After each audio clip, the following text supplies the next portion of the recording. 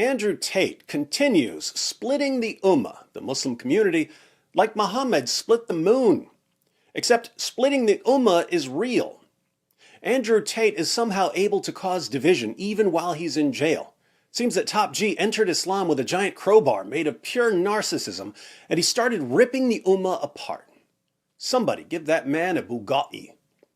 Now, when I say that the Tater is causing division, I mean that there are, on the one hand, Muslims who absolutely idolize him and think that he's a great influence on young Muslims, and on the other hand, Muslims who think he's a total scumbag and a terrible influence on young Muslims. If you're a Muslim who thinks Top G is bad for Islam, then you're probably concerned about how quickly young Muslims are falling for Tate's manipulation tactics.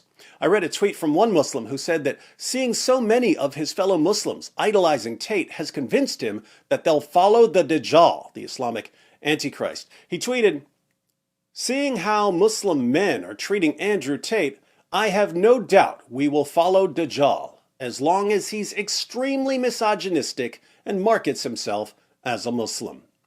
Extreme misogyny and reciting the Shahada. It's a recipe for millions of fans overnight. So, some Muslims who are concerned about Tate's influence are offering advice to young Muslims, trying to convince them to think twice before broadcasting their support for Tate and his views. One point I hadn't thought of, maybe because I have all sons and no daughters, comes from Asadullah Ali, who points out that these young Tate-supporting Muslims are eventually going to want to get married. These brainwashed tater tots are eventually going to have to meet some dads. Here's some advice from Asadullah. This was shared by Sajid Lipham on Twitter. "Let me be frank, as a father of a daughter. In the future, if any brother ever approached me to ask my daughter's hand in marriage, one of the first ways I'd vet them is by looking at their social media behavior." Not a bad idea. If I so much as see comments like, "Women age like milk," "Women are all stupid," "Women are inferior and slaves to men," and Chad, simp, cuck, etc. on their timeline, I will automatically reject them as low-class filth, and I will tell it to his face before I kick his rectum out the door. Rectum? It nearly killed him. Why? Because no decent father who actually loves their daughter and wants the best for them would have a man talk to his female child that way or perceive her in that light.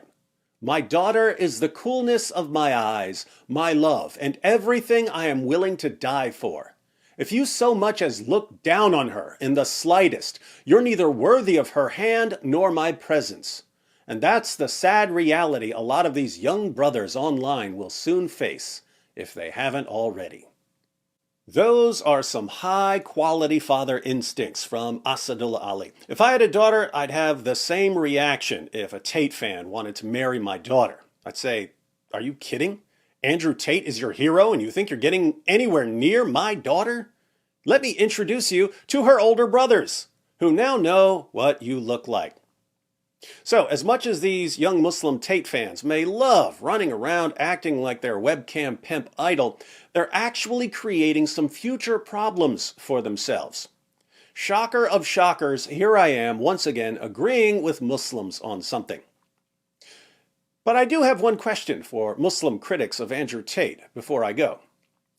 We agree that a Tate fan would not be a good match for any self-respecting woman. We agree that a good father wouldn't let a Tate fan anywhere near his daughter. But let's modify the scenario a bit. You Muslim fathers who are watching, suppose it's not a Tate fan who shows up at your door to ask for your daughter's hand in marriage. Let's say your daughter is 6 years old. You just figured out where I'm going with this, didn't you? Let's say you have a 6-year-old daughter, and a man who's more than 50 years old shows up at your door, and he tells you that he had a dream. He had a dream that God was giving your 6-year-old daughter to him. You check the guy's social media pages and you see some of the things he's written. You see where he said that women are intellectually deficient and that their testimony is only half as reliable as a man's testimony. You see where he said that most of the inhabitants of hell are women, because women are, by nature, less moral than men. You see where he says that when a man wants sex, a woman has to drop whatever she's doing to pleasure him. You see where he says that if a woman is disobedient, her husband can beat her into submission, even if he has to beat her until her skin turns green. You see where he says that he plans to have 9 wives and some sex slaves, and where he says that he plans to have sex with all of his wives in a single day while only taking 1 bath. You see where he says that he wants your daughter to clean the never-ending supply of semen stains off his clothes. And you see where he says that he's going to marry your daughter when she's 6, consummate the marriage when she's 9, and die when she's 18, leaving her as a childless widow for the rest of her life, because no one's allowed to marry her after him.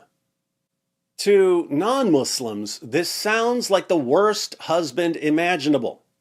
But somehow, even Muslims who have very good father instincts, Muslim fathers who know never to let an Andrew Tate fan anywhere near their daughters, somehow these same fathers view Muhammad as the perfect example of a husband.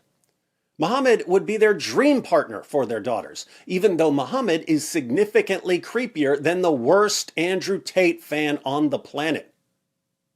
There's a reason Andrew Tate converted to Islam. Islam confirmed his views about women.